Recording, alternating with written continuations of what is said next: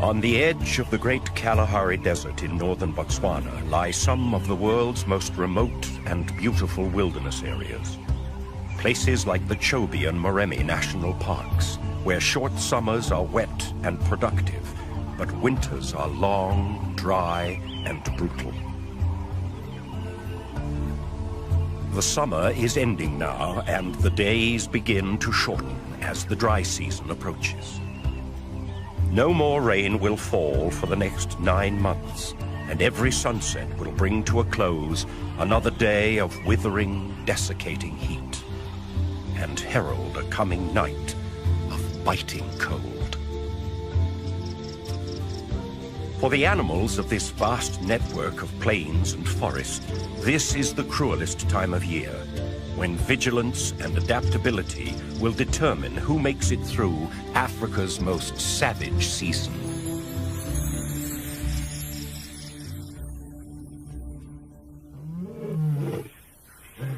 Every day is served up as a test of resilience for each different animal, as waterholes dry up and food becomes more and more scarce.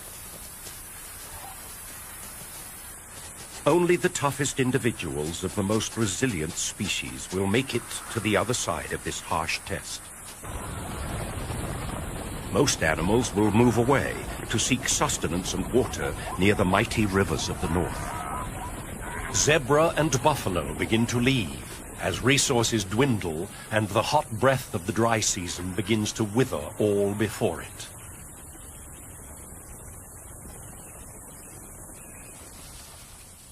Other animals follow, but along the edges of the plain in the transition area between grassland and forest, known as the ecotone, one of Africa's most successful survivors remains to tough it out: the graceful and resourceful impala. The beauty and seeming frailty of these timid antelopes belies an ability to survive not only the adverse elements, but also a constant and savage onslaught from every predator that shares their world. In March, at the beginning of the dry season, the impala population is gathered in mixed herds, and the shorter day length sets off a switch in the hormonal activity of the males.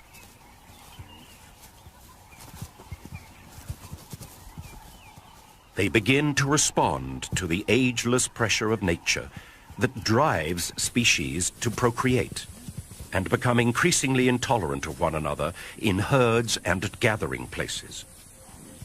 Aggression is on the increase, and behaviors such as ground horning indicate a readiness among the mature males to do battle with each other over territories and females. The shorter days mean longer, more dangerous nights for the impala. This is when they are at their most vulnerable to the legion of predators that hunt in the dark of the night.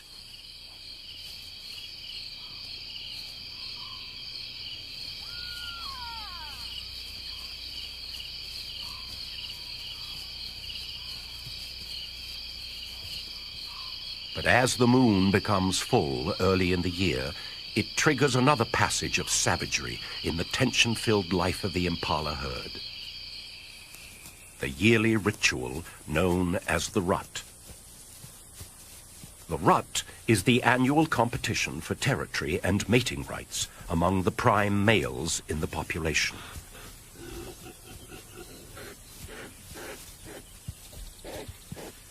The mature males are in peak condition at the start of the rut. Hormonal activity has strengthened neck muscles and thickened skin for protection against horn wounds when fighting.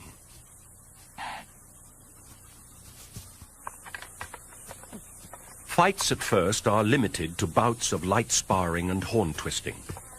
This allows males to size each other up without serious damage.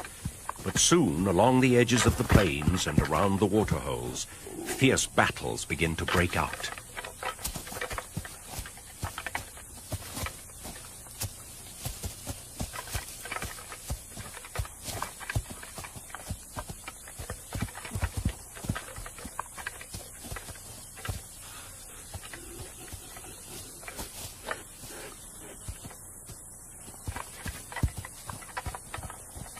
These are normally quickly settled, and the vanquished male surrenders as gracefully as possible. But sometimes the safety line of ritualized combat is crossed, and injury results. Unlike deer, whose antlers are seasonal, antelopes have permanent horns, and once broken, they will never grow back. Males who lose a horn at best will never have an opportunity of breeding, but often this spells a worse fate. Horns broken off at the base can cause an infection in the soft tissue of the head, and a slow and painful demise usually results.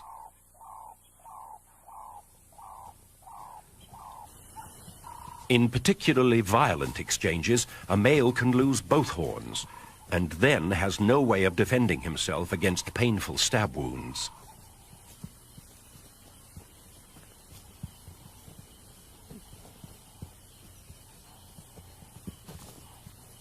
Sometimes, even both horns cannot protect the unwary combatant from a cruel twist of fate. This male, ambushed from behind while engaged in combat, had a horn driven deep into his body cavity. A wound such as this is the end of the line, and death is not far off. The impala is the primary provider for higher levels of the food chain in southern Africa. The intact carcass of the wounded male provides an opportunity for scavengers to feast, rather than pick at the leftovers of other predators.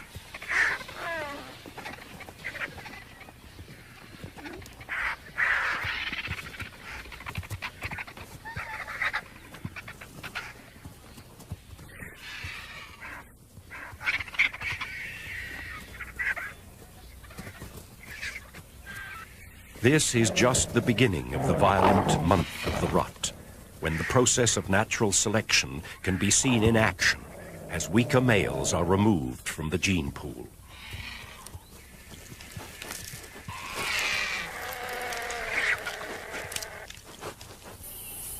For the surviving rams, the serious business of breeding goes on. Once a hierarchy has been established, the most dominant male stakes out the prime territory and begins to display ownership. He patrols his boundaries at a steady, measured gait, walking in a tall, proud posture, rather like a gunfighter of old.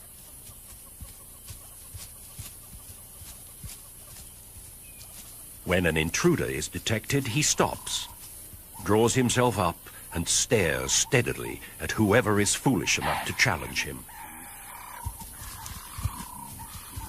Interloping males are chased until they are forced off the territory, usually right into the next dominant male's line of fire.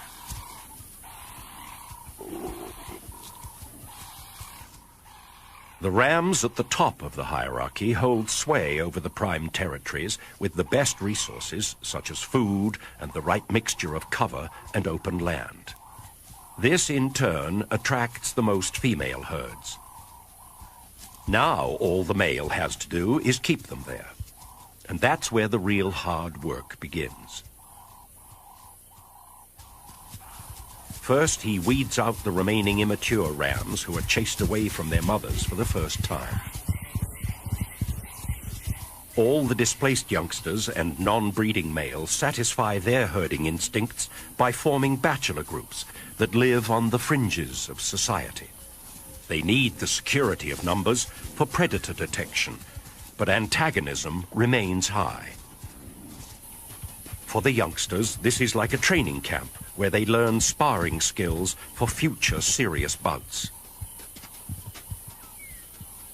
The most dominant males give off a strong scent from glands in their foreheads.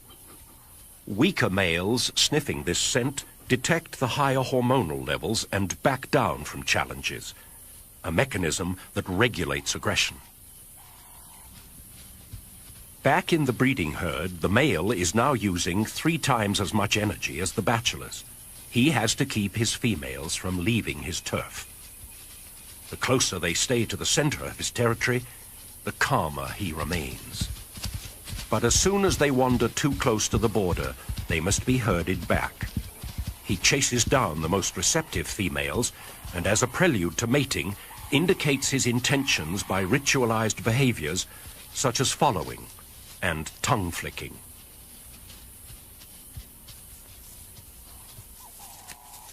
In between mating, he has his boundaries to keep and marks his territory by rubbing a secretion from his forehead glands on surrounding vegetation.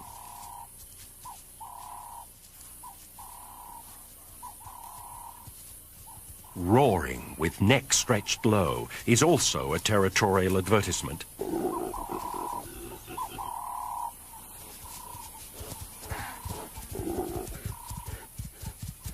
The dominant male of the herd is now being stretched to his limits. Not only must he mate as often as he can and repel sneak raids from amorous males in the surrounding bachelor herds, but he has to herd his females all day long.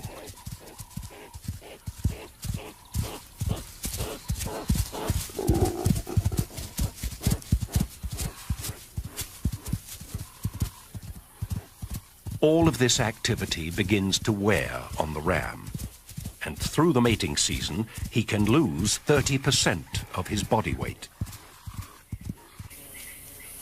He also loses the edge that is the impala's only line between survival and disaster. And at this time of year, the predators begin to target the noisy and conspicuous males. A female cheetah, with almost full-grown cubs, has part of her territory in the impala herd's area. Attracted by the sounds of the rutting rams, she moves towards the edge of the plains under the watchful eye of some giraffe.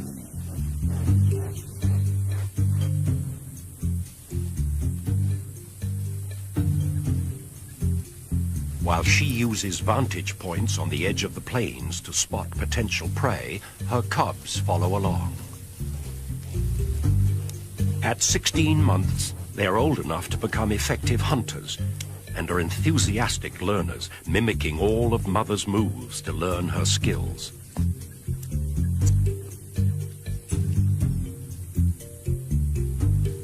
She uses a dead tree to detect the herd's position and quickly moves off to begin the stalk. The cub still has to learn that climbing is not something that cheetahs are particularly good at. Approaching the impala, the cheetah's eye is honed to detect the slightest sign of fatigue and weakness in any member of the herd. An opportunity at an exhausted and preoccupied male is difficult to resist.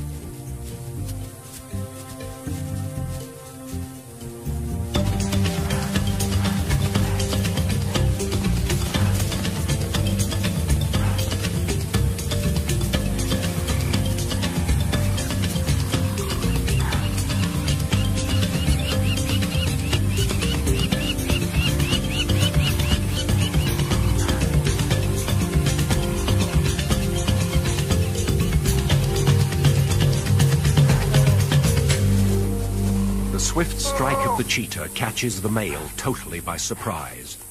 Weakened by constant physical exertion over the last month, he is much slower off the mark than his harem, who escape and stand a short distance off. Cheetah rely on the speed of the chase to exhaust their prey, which they then quickly suffocate by cutting off air with a throat bite. A noisy kill out in the open like this is likely to draw unwanted attention. Many other predators are alert to opportunities at this time of the year, and the local pirates are no exception. A hyena clan has a den nearby with hungry young pups, and they are constantly on the lookout for easy meals. The bleats of the ram and the alarm snorts of the herd are exactly the signs that the hyenas wait for, and they are quick to react.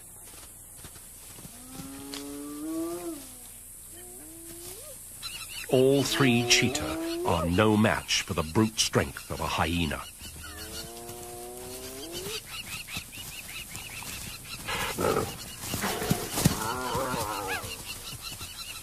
They cannot afford the slightest injury. A mere broken toe would throw off their fine-tuning and affect hunting success. So the family grudgingly backs down.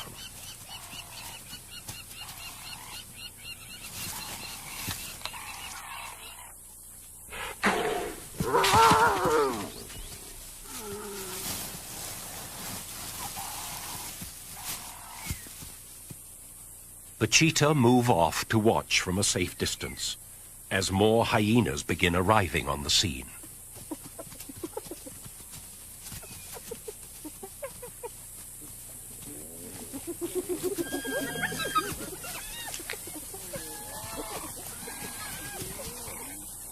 It's better to hunt again than to risk a brawl with nature's most ruthless gang members.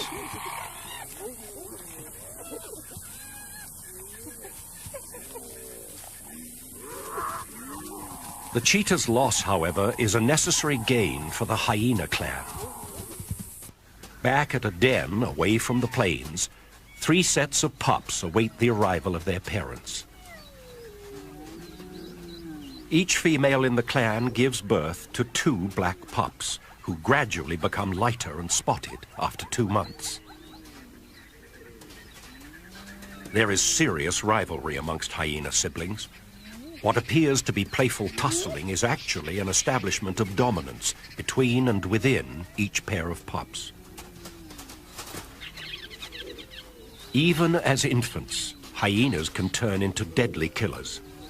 Sometimes, while still in the den, the stronger pup will kill its brother or sister to reduce competition for mother's milk.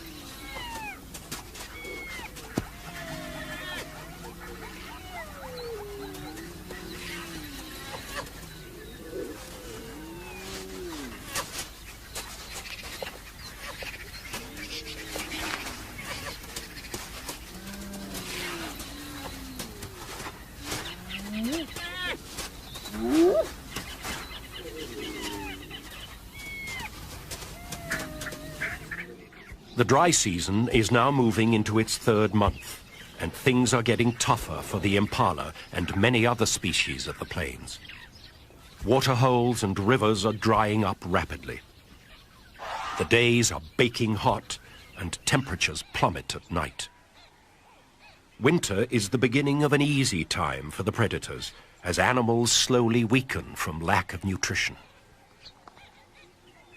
In the impala herds, the mating season is over, and most of the reproductive females are pregnant.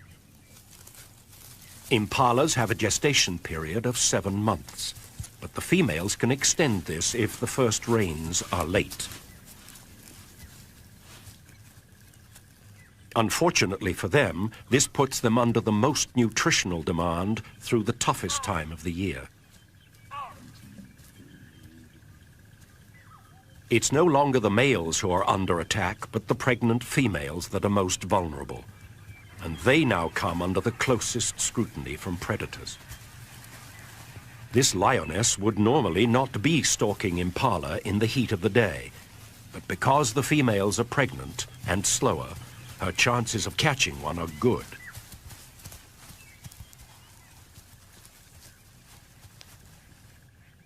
A careful approach, freezing each time the herd looks her way, gets her within striking distance.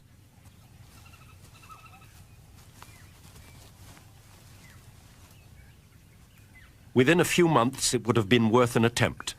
But for now, the impala are probably still too fast, and she lets them go. One of the keys to the impala's success during the savage season is the ability to switch feeding habits. Most other antelope that share habitat with the impalas are specialized in only one form of foraging.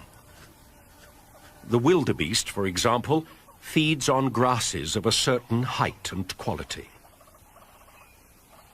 During the dry months, when that kind of food is no longer available and water is scarce, they move in large numbers away from the degrading grasslands.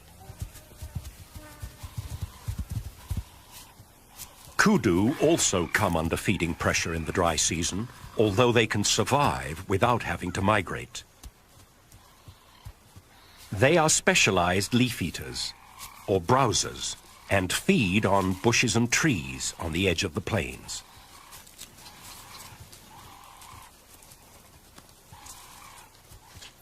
Impala, however, can take advantage of both food sources and switch easily from grazing to browsing.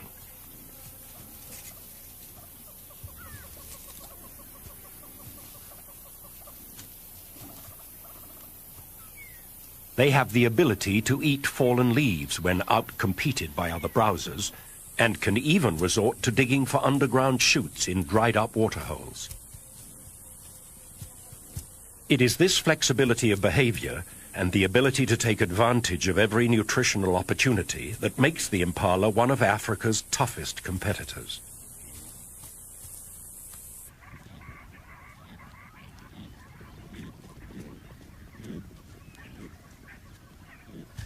Deep into the dry months, some species of acacia tree come into full bloom, attracting the attention of troops of baboons. They climb to the top of the trees and feed on the nutritious shoots and nectar-filled flowers.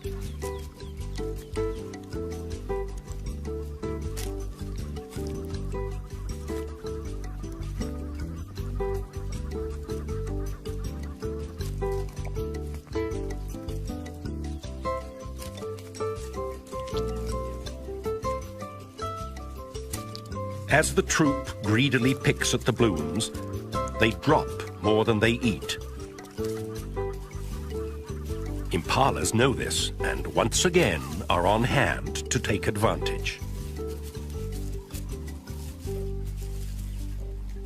They move in under the trees and help themselves to a great protein boost during this lean time.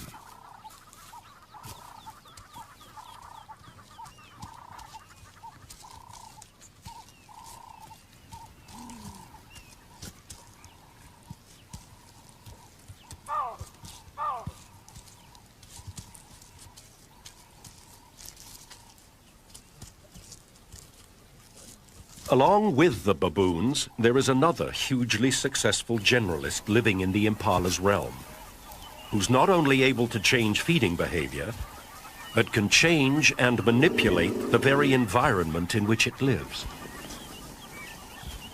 Elephants feed along the ecotone during the dry months, reaching for the foliage they need to fuel their 6-ton bodies.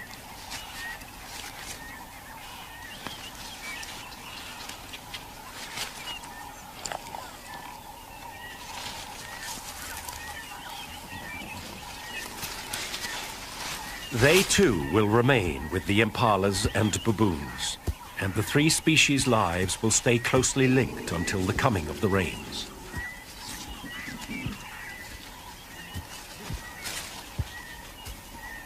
These giants have a fascinating method of harvesting a food source, directly available to no other species: the pods of the camelthorn tree, Acacia albida. With their great strength and size, they could easily tear limbs and pods from the tree or simply push the tree over. Instead, they carefully shake the tree, causing the pods to drop to the ground.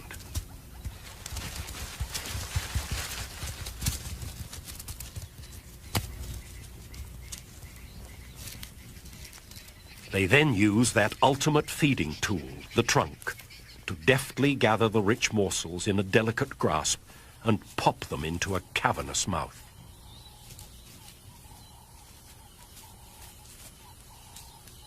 This behavior is remarkable in many ways.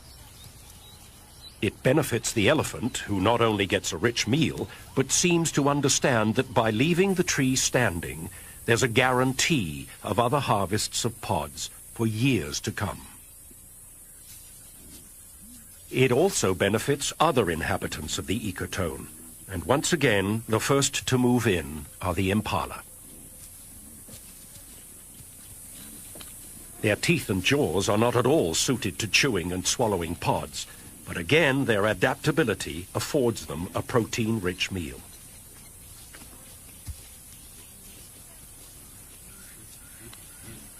Others also arrive to take part in the feast. The elephant and impala dislodge seeds, blooms, and insects in their feeding, and birds like red-billed quilias and tiny blue waxbills take advantage.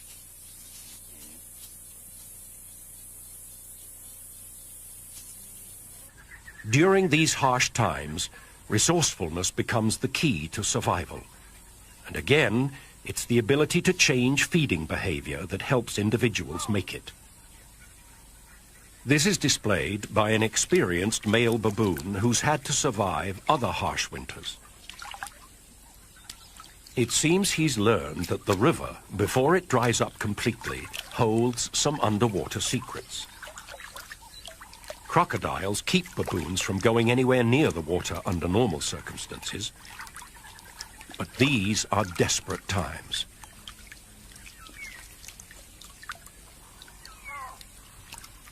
It's hard to understand how a behavior so foreign to this animal could have evolved. But with remarkable skill, he feels for the underground bulb of a water lily and removes it to safety.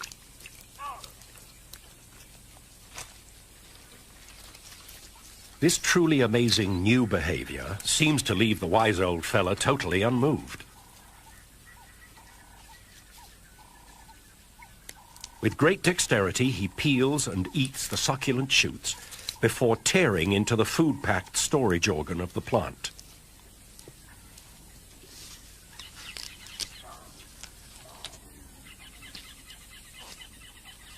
Some animals have the ability to easily relocate to more permanent waterways during the dry months. A resident fish eagle could fly to the nearest permanent river in less than a day. He's a highly specialized hunter of fish and amphibians, with huge talons adapted to the grasping and holding of slippery, wriggling prey. With the drying of the waterways, his continued presence here is somewhat of a mystery. The answer is, once again, in the ability to make a slight change in behavior. An alternative source of food has become available. Thousands of turtle doves fly in from miles around to drink at the last remaining water. All the fish eagle must do is adjust from prey that swims to prey that flies.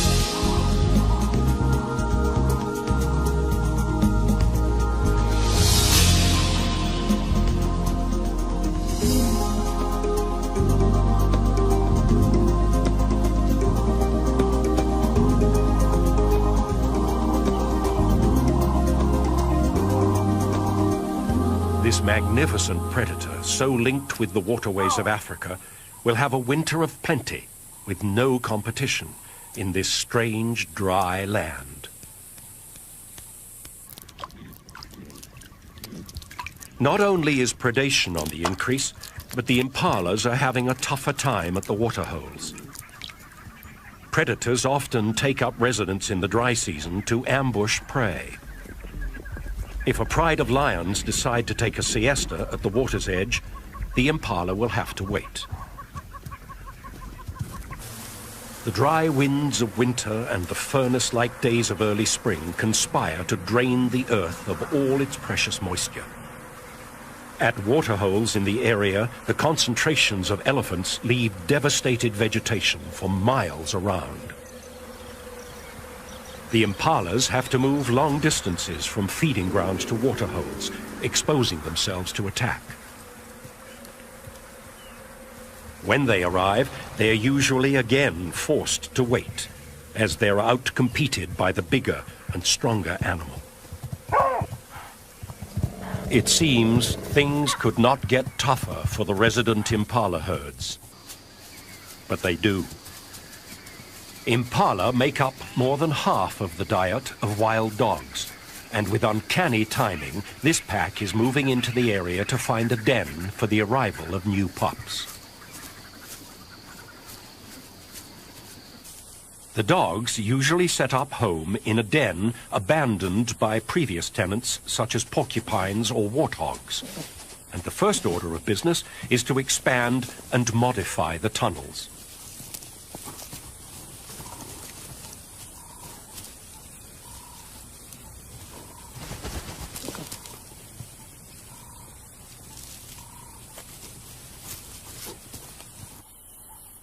Once the breeding female has given birth to the pups underground, the pack is anchored to the area for at least 3 weeks.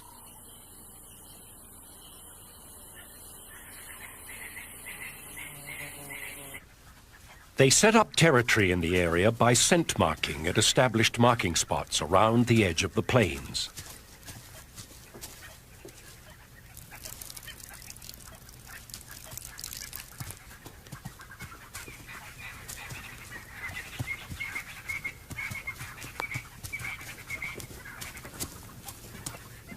Although they hunt primarily in daylight, they often set off to hunt before dawn, and while they're in the area, they work mostly along the ecotone in the territory of the impala. This is Africa's most efficient social predator. Once they have selected a target and stalked close enough, they seldom miss their intended quarry.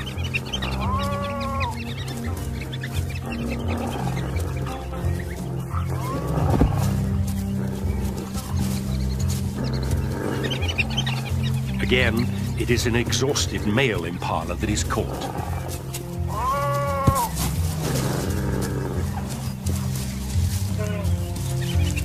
With a method of killing that appears cruel, dogs are much maligned as vicious, unfeeling brutes. But they kill quickly and share the spoils evenly among themselves.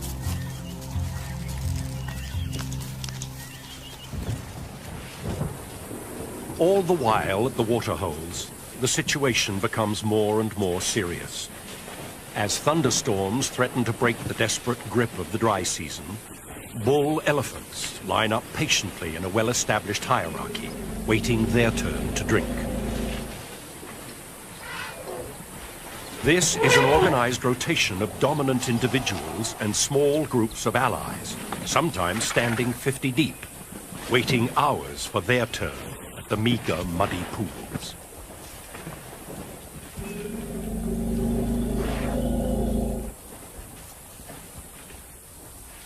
The female herds with their babies are much more anxious about traveling across open areas and drinking at the waterholes. This year, the herds are under extra stress. The distances they have to travel daily between feeding grounds and water has been made even greater by a huge fire that has swept through the northern part of Botswana. They're tired and edgy, and there is an undercurrent of thinly suppressed panic in the nervous herds. Quite often, 2 or 3 breeding groups move in together, causing confusion at the waterhole. The old matriarchs and mothers keep their young under careful surveillance, never letting them get more than a trunk length away. They have carried their babies in pregnancy for nearly 2 years, and the bond between mother and calf is so powerful that it will last their entire lives. A young bull calf, barely 2 months old, arrives with the group. His back is freshly caked with mud where his mother has bathed him to prevent sunburn.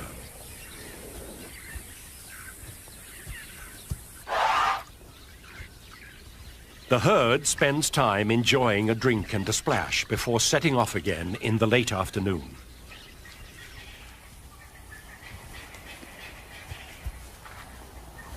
The walk back to the feeding grounds will be challenging, as the hot winds of October blow up a dust storm that will rage through the night.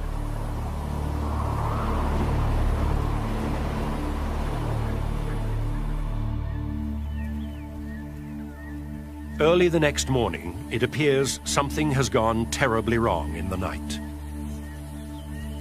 The young calf with the muddy back has somehow become separated from his herd in the dust and darkness, and now he finds himself utterly and desperately alone.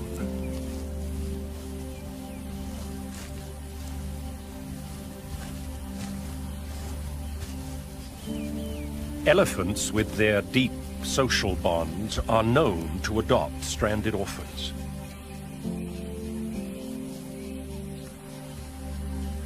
If he can attach himself to other elephants or find his own herd very soon, he stands a good chance of survival. The little calf is as helpless and confused as a human infant would be without his mother. It's obvious that he can smell her and the herd in their dung surrounding the pools, and he spends time sniffing at the familiar, comforting smells.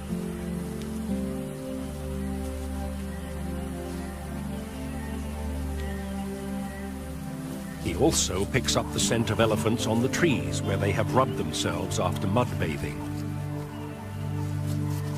In his confused and panicked state, he leans up against the tree as if it were his mother's leg, trying vainly to draw some comforting, reassuring gesture from an unyielding, inanimate object.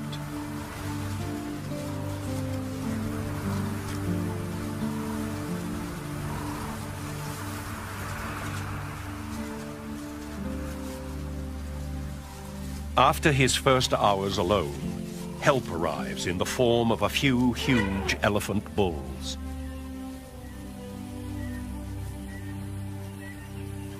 His desperation for contact is obvious as he approaches the adults to greet them.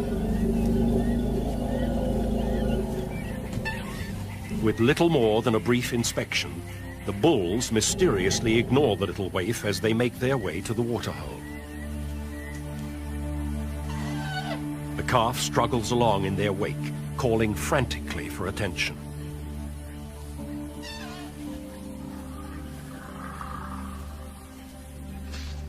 The calf is still totally dependent on milk. He can't even drink water for himself, and as the temperature steadily rises into the hundreds, he becomes more and more thirsty.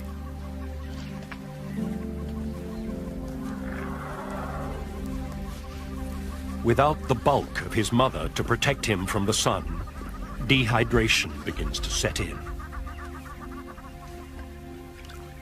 Desperately thirsty, and now even more confused, he attempts to suckle from the bulls at the waterhole. At first, the adults ignore the pitiful advances of the youngster, but as he becomes more persistent, their indifference turns to anger.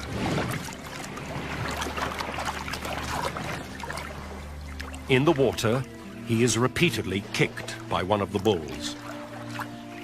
The blows from such a huge animal to the soft young head obviously stun and damage him.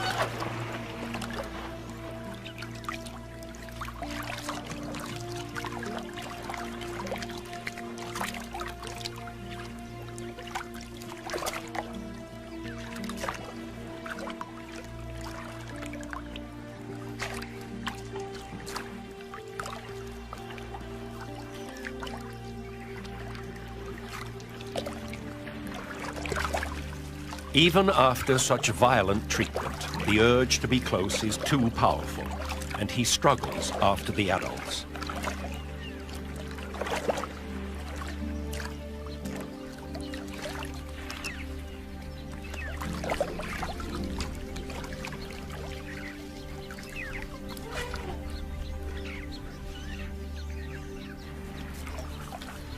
Like an abused child, he knows nothing else to do but follow and keep trying to make a friend.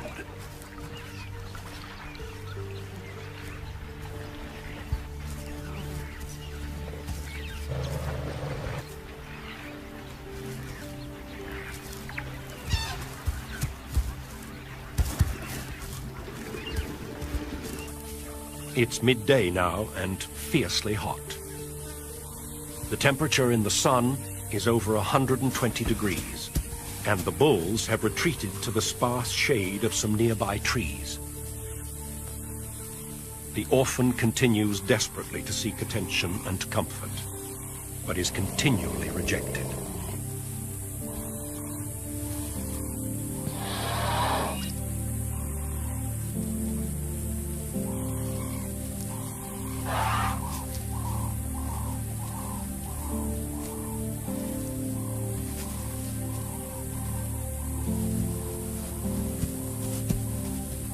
His utter confusion and lack of understanding of what is happening to him is obvious. He spends the hottest part of the day dejectedly circling the herd in the baking sun.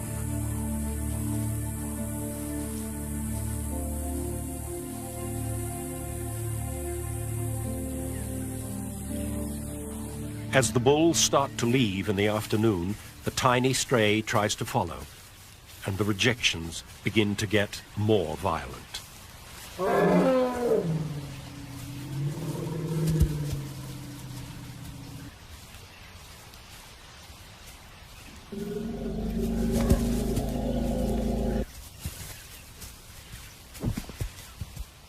This aggressive behavior is highly unusual, considering the gentle and tender nature of elephant social life.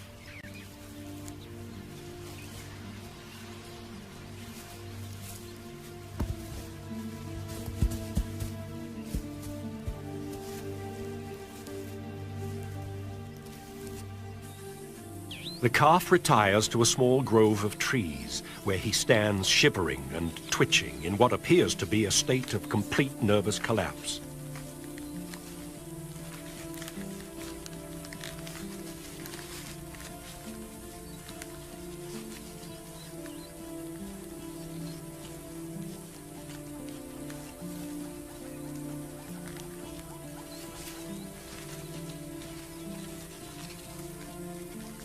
The resilience of this little beast, however, is remarkable, and his will to live drives him back out into the open.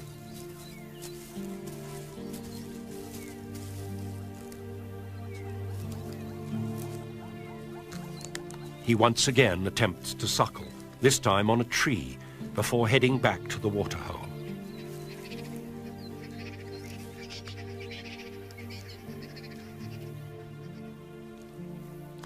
Having collapsed at the edge, he barely manages to drag himself into the mud.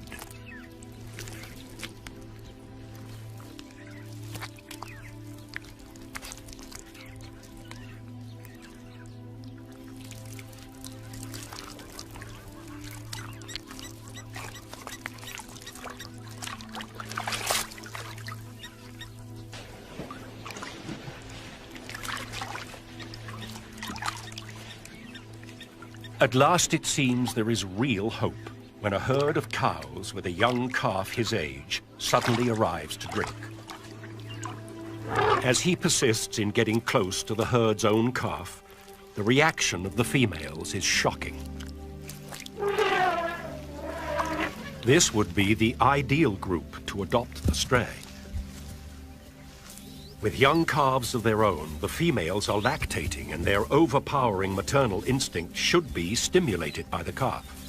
But instead, he is once again violently rejected.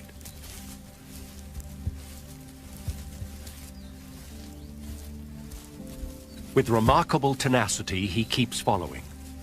But now, the matriarch has had enough, and this time actually tries to kill the bewildered baby.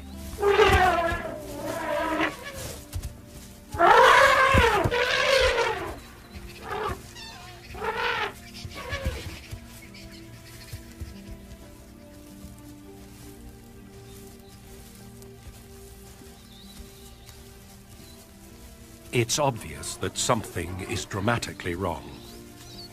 Is this violent reaction an indication of the stress the elephants are under? Can the females simply not afford the energy to adopt the youngster because this year's meager resources are barely enough to raise their own offspring?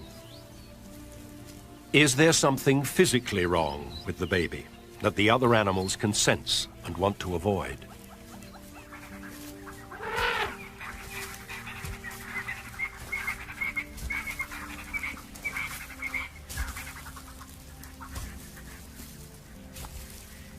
Whatever the answer, time is running out now.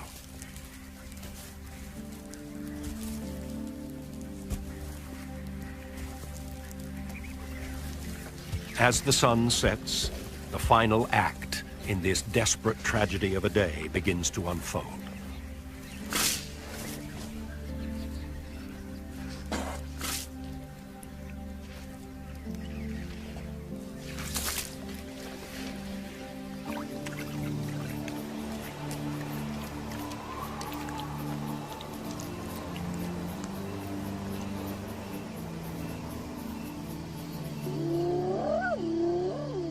Under the very eyes of bulls who would normally savagely defend a calf, the executioners of the night move in.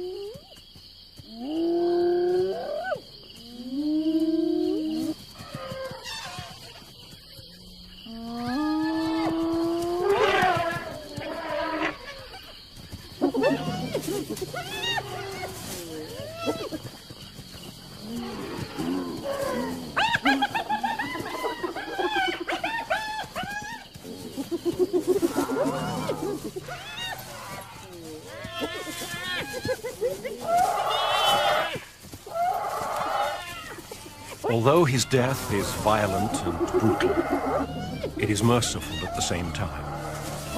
He will not have to endure another minute of the loneliness, bewilderment, and pain that was this terrible day.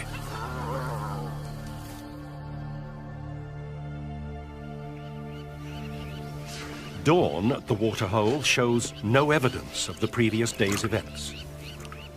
Life in Africa goes on with a ceaseless, uninterrupted rhythm. Every event has its place and fits seamlessly into the flow of days and nights.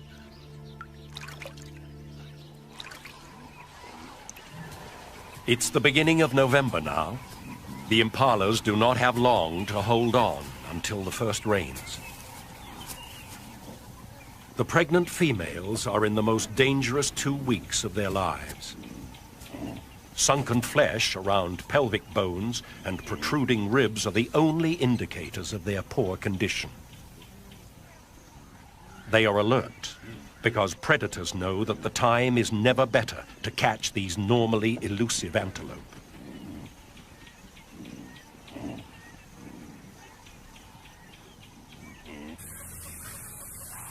Still, the most dangerous time for them is the trip back to the plains.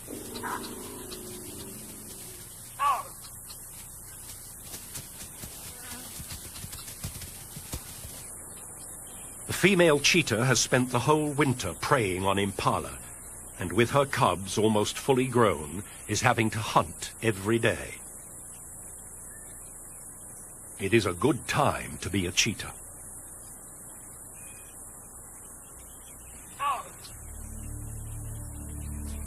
Through the season, the cheetahs have lost over 70% of their kills to the hyena, so the female has changed her behavior.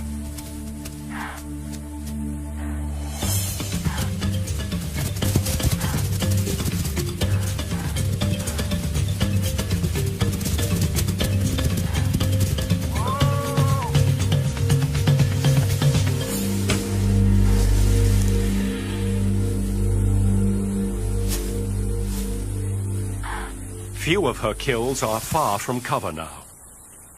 Once she has caught this pregnant impala, she drags it, still alive, under some bushes.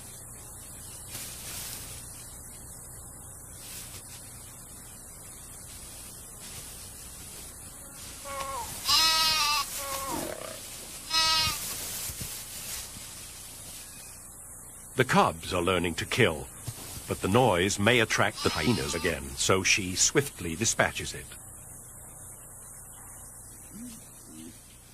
Every day now is critical. The rains are almost here. Female impalas have the incredible ability to delay giving birth for up to 2 weeks. They then produce all the lambs in the herd within a few days of each other, providing safety in numbers. Invariably, though, females who mated first in the season can't hold on, and there are early arrivals. The hunters of the plains know that these youngsters represent an easy meal. With pups of their own to feed, the wild dogs are targeting the babies. Once the herd is panicked, the babies are on their own. It's just a matter of running them down. This dog displays the skill of a seasoned hunter by keeping the baby running in circles, cutting off its escape at every turn.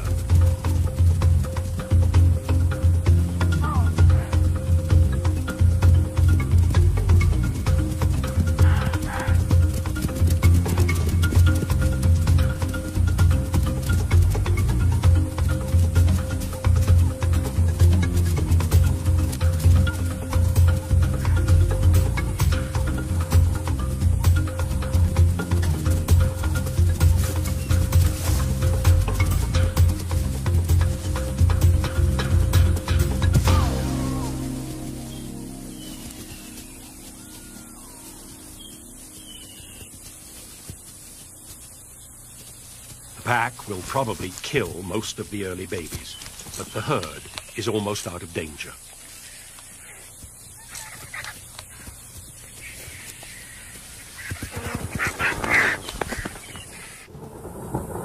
Localized storms are now releasing rain only miles away, and the big thunderstorms, bringing the season's first heavy downpours, are starting to roll in.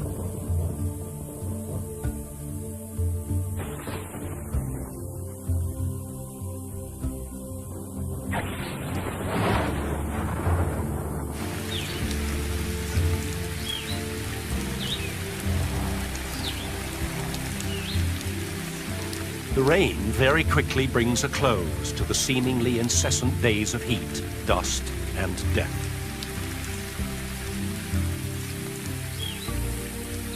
The land is rejuvenated, springing to new life, and the impala give birth to a whole new generation. They will have 4 short months of plenty to build their strength before the beginning of the next savage season.